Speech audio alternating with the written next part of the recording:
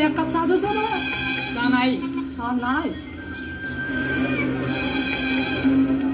একটা সাজেশন দে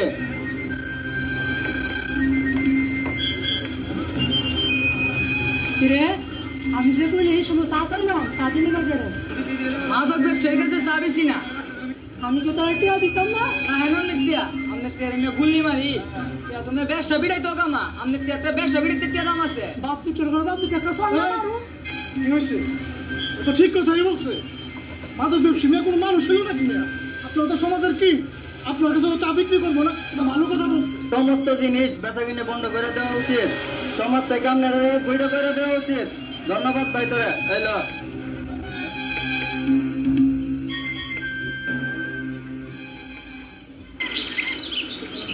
বাতিজা পাপন খাইতেছ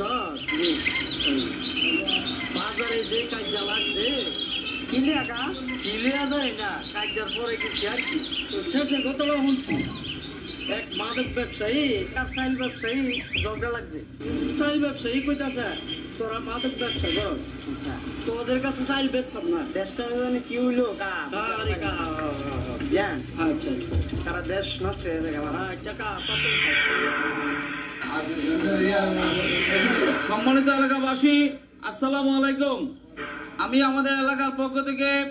সারু ভাইয়ের কামরু মার্কার সমর্থন করলাম আপনারা কি বলেন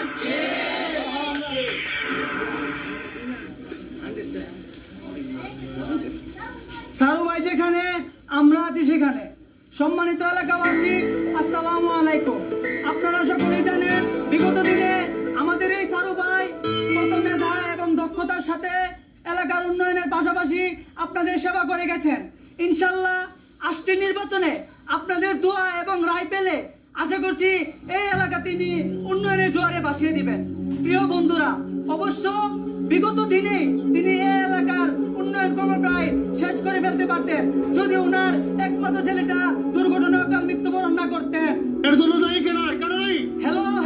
মাঝখানে কথা বলবেন না প্লিজ বুঝা কি তার পোলা এই এলাকায় মাদক চুরি ছিনতাই বয়ে গেছে এটা কি জবাব দেবো কেন দায়ী এর জন্য মিয়া একদম চুপ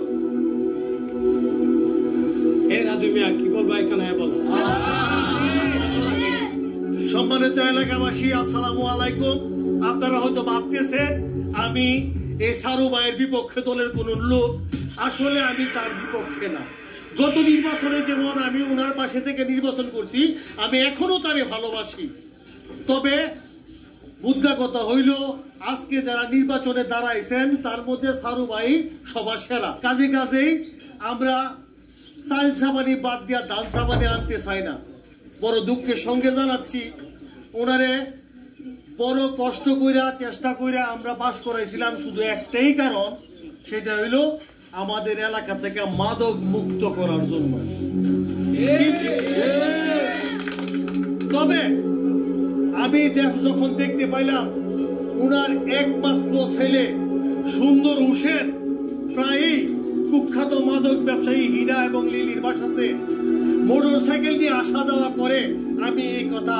ওনাকে বহুবার বলেছি সম্মানিত এলাকাবাসী